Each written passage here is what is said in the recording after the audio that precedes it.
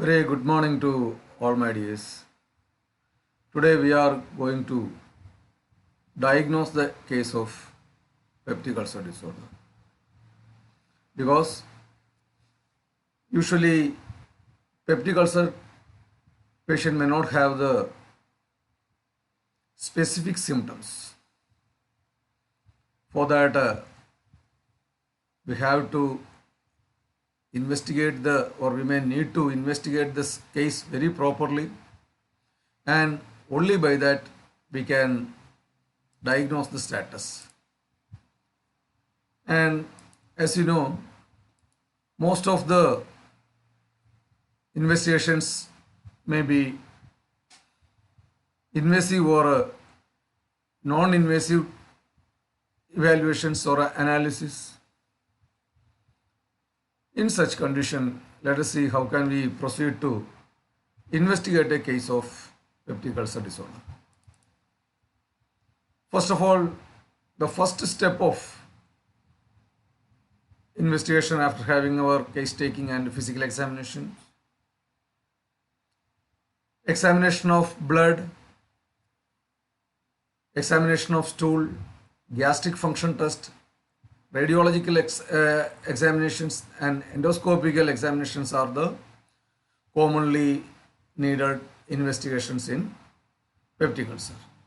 And depending on the situations, we can opt the different levels of investigations, especially with the blood examinations or stool examination. Different data has to be correlated with the clinical presentation of our patient, and thereby we will get a better concept and better diagnosis of our case. And regarding the non-invasive and invasive investigations, in non-invasive investigations, the serological examinations, then by using the carbon 13 or carbon 14 labeled isotopes with a urea breath test,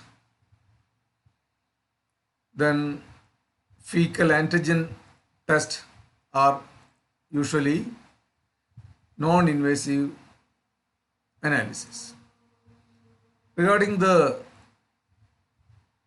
invasive investigations, especially in recurrent PUDs, histopathological examinations or biopsy may be needed, then rapid urease test, and we can have the microbiological culture also. So there are different levels of investigations can be seen in PUD diagnosis.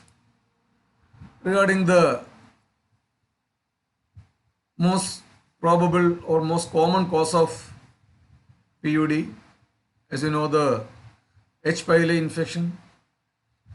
In such condition, a suspected case of H. pylori, the non-invasive test can be with a breath test, then serological and stool antigen test, and invasives are urease test and histopathological examinations and the culture test.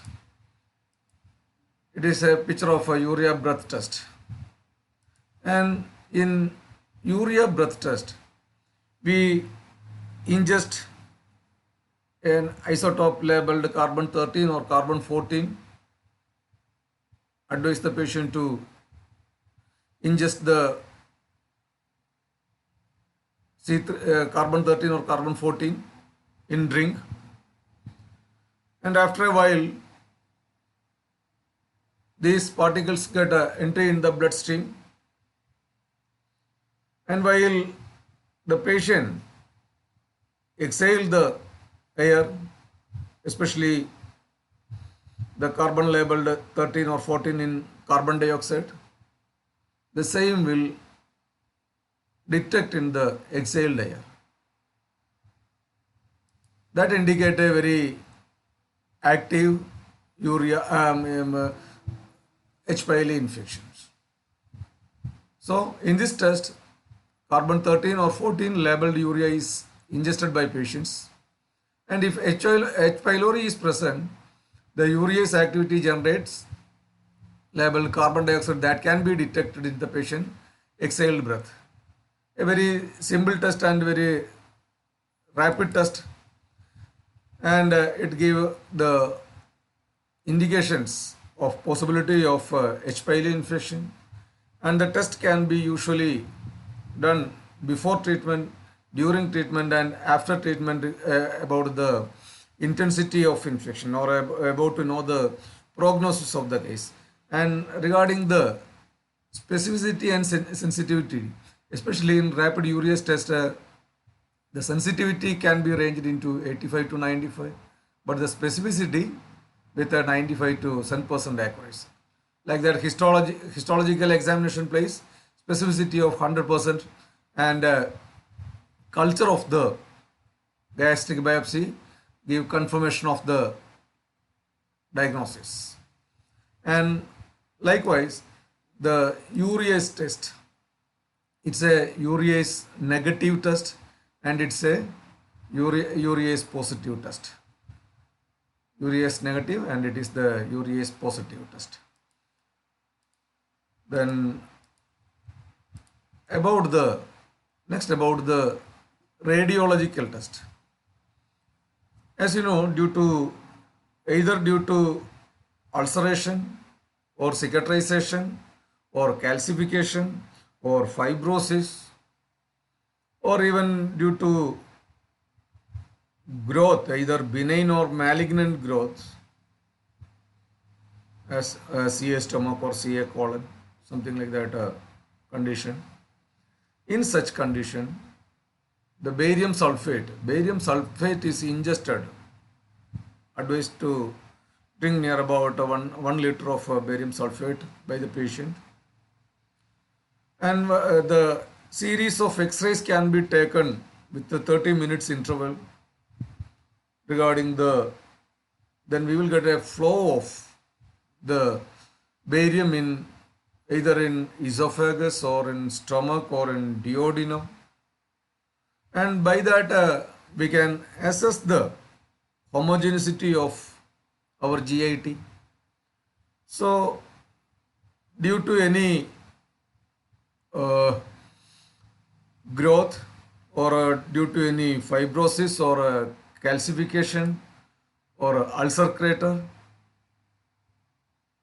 there will be some distortion of the shape, there will be some defect in the filling of barium sulfate, that is a filling defect can be seen in such cases. So disorganized shape or a disordered shape, then with a filling defect will give a positive finding in suspected cases of PUDs or in CA colon. So in such condition, we can have the radiological examination, not by a very plain X-ray may not give a very positive, but at the same time by using a contrast media like a barium, we can ingest the same in either in the form of a barium meal or in barium enema. By that we can assess the different defect in the shape of defect in the filling, and we can assess the degree of distortion etc. by using the radiological examination. You can see the notch in the stomach can be seen. It is disordered shape. Then barium is obstructed here. So these are the radiological barium meal finding.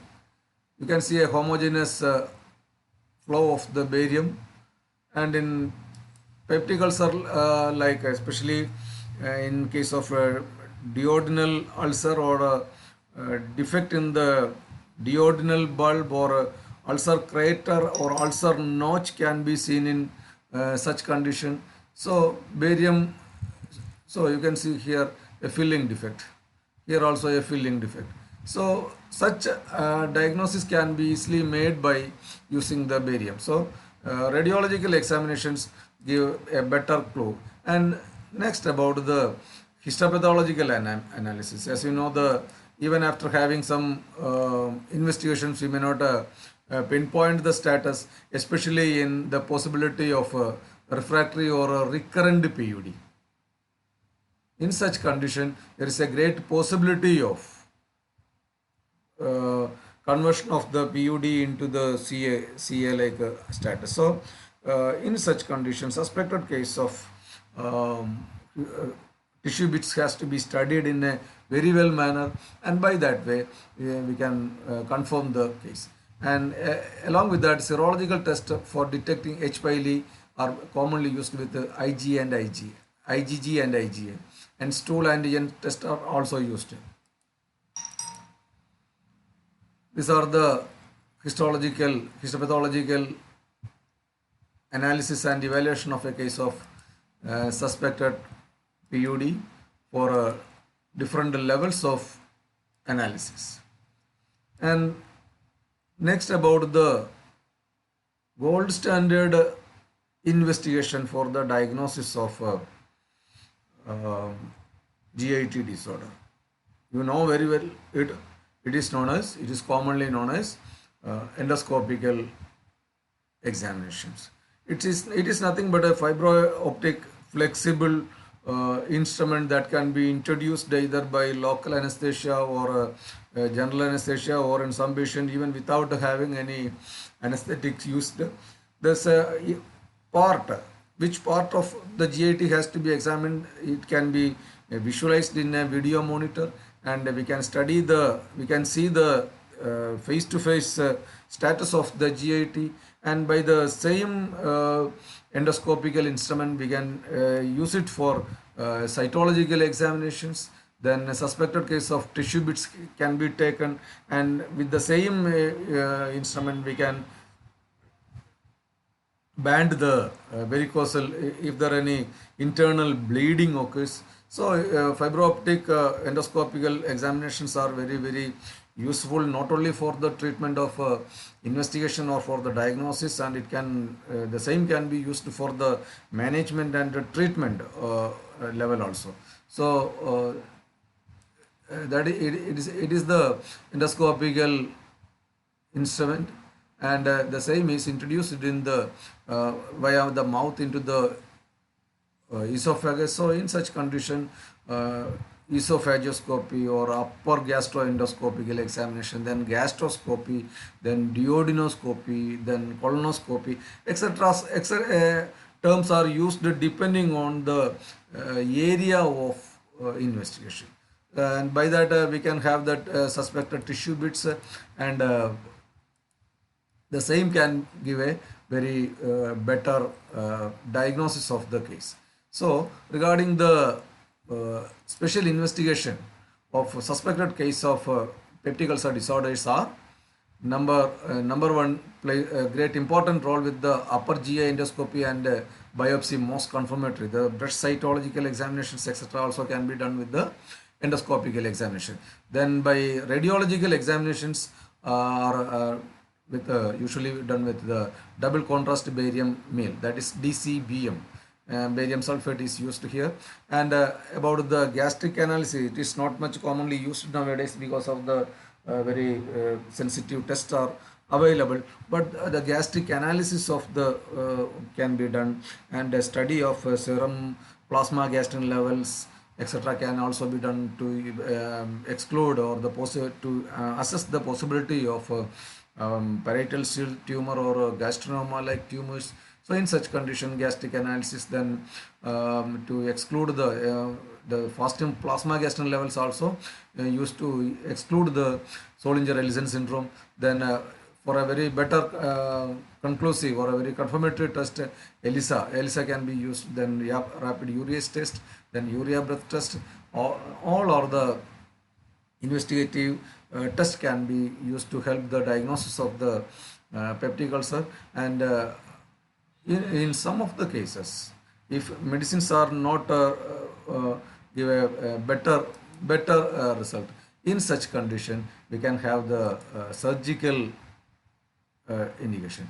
In such condition, the surgical indications comes only usually in pyloric stenosis like condition, pyloric stenosis or acute or chronic perforation and profuse bleeding. In such condition, immediate surgery or acute surgery may be needed in so many cases, and in to prevent a possibility of complications. The procedures usually use the vagotomy, antrectomy, partial gastrectomy, and superselective vagotomy are the commonly used surgical procedures. By using the vagotomy or partial gastrectomy or antrectomy, superselective vagotomy, etc. are used mainly to control the gastric acid secretions. So these are the common investigative procedure, and regarding the management, we have to advise our patient to have a very regular bowel habits, food habit, then sleep habits, and along with we have to counsel our patient regarding the cycle aspect of that. Means the patient may be usually very anxious and very fretful regarding the situation. So we have to consult, give a cycle rest and physical rest and a diet. Regarding the diet, a bland diet and duration depends on the severity, constitution and response of treatment, and psychotherapy to relieve, especially in anxiety disorder patients, and avoidance of advise them to avoid the gastric irritants. And next we have to study about the therapeutic aspect of peptic ulcer disorder with homeopathic medicines, and I think that can be studied in next class. Thank you for watching. Thank you. Keep study. Okay, we can study together, we can struggle together, and we can conquer our COVID-19. Okay, all the best. Thank you.